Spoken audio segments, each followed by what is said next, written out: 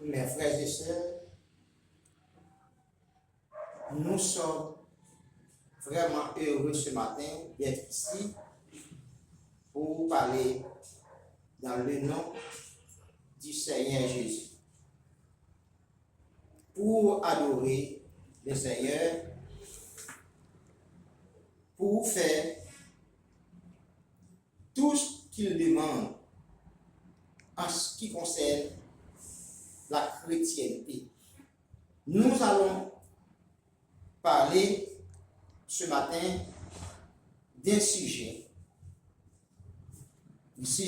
d'adoration.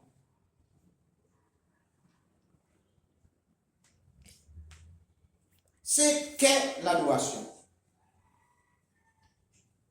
La réponse? L'adoration est un des mots le plus important dans le vocabulaire du chrétien. Oui, il est important pour les chrétiens le mot adoration. C'est pourquoi tout chrétien jeune dans la foi,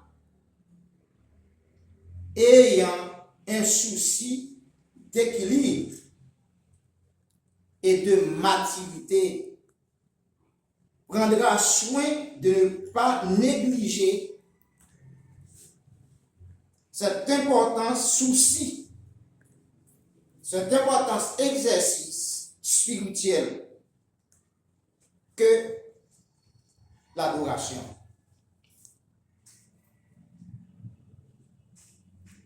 Si quelqu'un se dit ou se propose qu'un chrétien, il devrait adorer Dieu en esprit et en vérité, avec un cœur pur, un cœur pur. C'est ce que le Seigneur demande. Sans doute, elle consiste à louer Dieu parce qu'il est, pour la grandeur de son être, pour ce qu'il a fait pour notre faveur.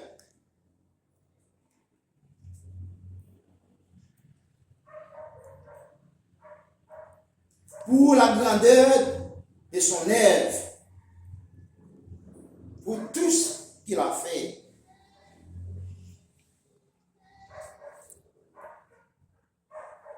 On doit louer Dieu pour tout cela. Parce qu'il est grand, il est bon.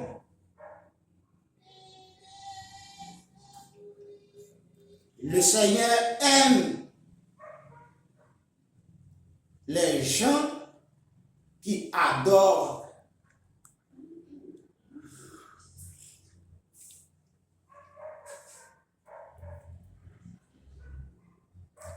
L'adoration, c'est le débordement des cœurs qui contemplent Jésus-Christ.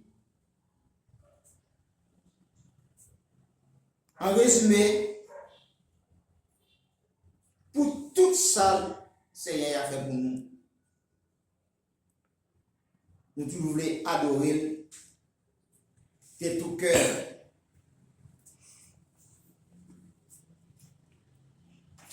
De même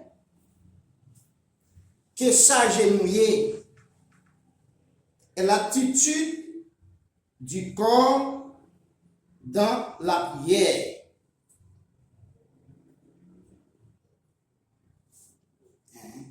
C'est l'attitude du corps dans la prière. Le fait que chrétiens réunis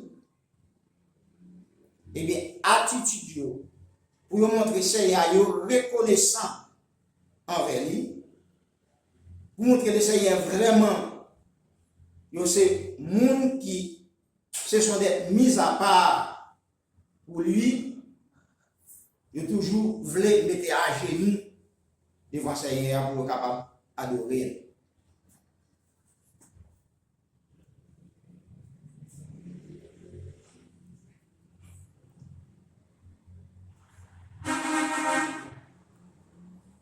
C'est donner à Dieu non pas de recevoir de Dieu. Toujours adoration. L'adoration, c'est quelque chose qu'on donne à Dieu, mais non pas quelque chose qu'on recevra de Dieu. C'est ça l'adoration.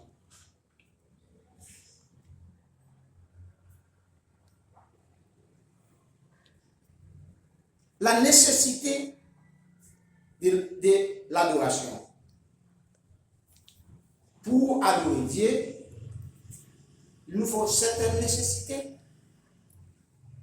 Surtout, nous autres. Mais l'adoration est-elle si nécessaire? Est-ce que c'est justement une nécessité pour adorer le Seigneur? Oui.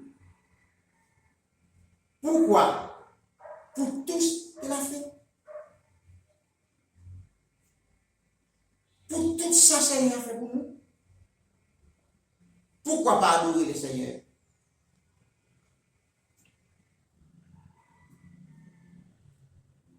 Selon l'Écriture, on donne plusieurs raisons pour qu'on adore le Seigneur. Selon l'Écriture. Nous avons été créés dans le but de glorifier Dieu. Selon Éphésiens 4, Éphésiens 43, verset 7. Lorsqu'on nous demande quelle est la principale raison d'être de l'homme, nous pouvons répondre en toute certitude. Glorifier Dieu et se rejoindre en lui pour toujours. Deuxièmement, alors la nécessité pour adorer le Seigneur. Deuxièmement, nous avons été rachetés afin que nous servions à la louange de la gloire de Dieu. Éphésiens 1er, verset 12.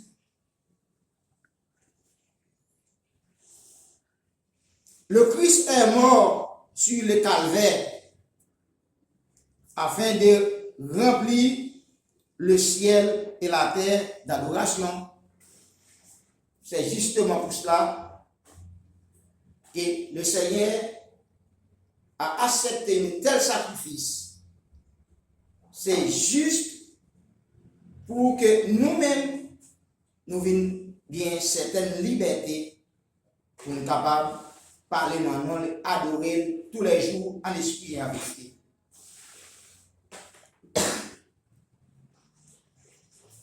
C'est les enfants de Dieu peuvent adorer le Père. Quatrièmement, enfin, nous réfutons de plus en plus l'image de celui qui nous contemplons.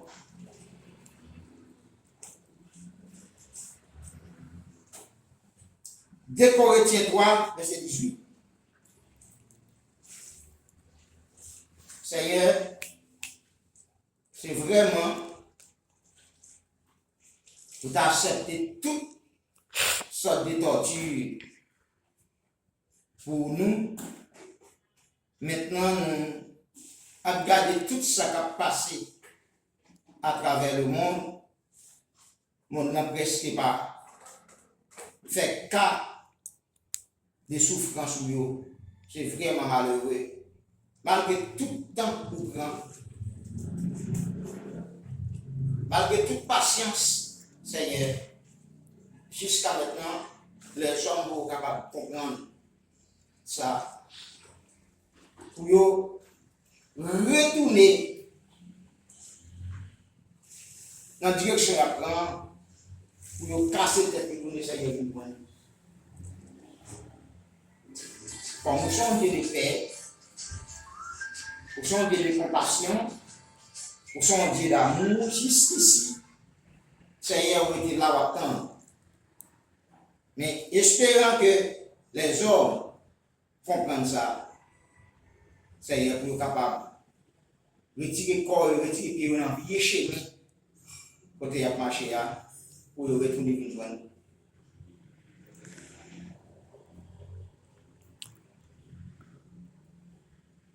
On raconte l'histoire des paysans d'Orient, pleins de dévotion, pour une religion qui s'appelle Bouddha.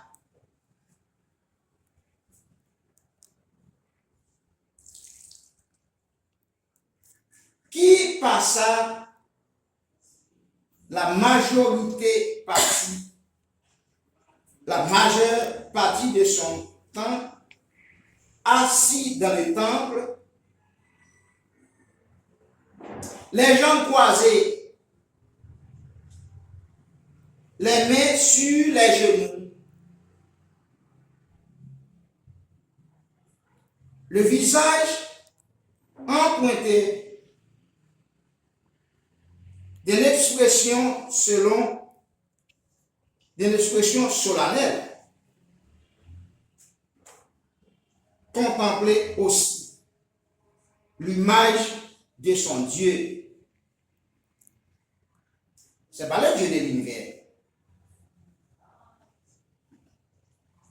C'est pas le Dieu de l'univers.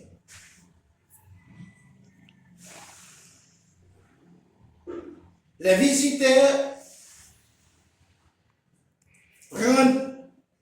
rendraient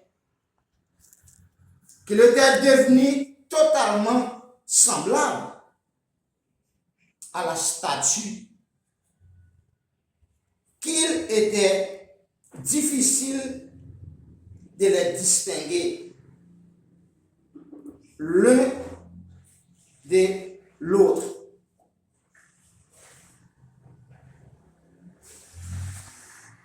L'histoire soit vraie ou non, il est certain que si nous chrétiens contemplons de la gloire du Seigneur, nous sommes transformés en la même image. De gloire en gloire, comme par le Seigneur l'Esprit.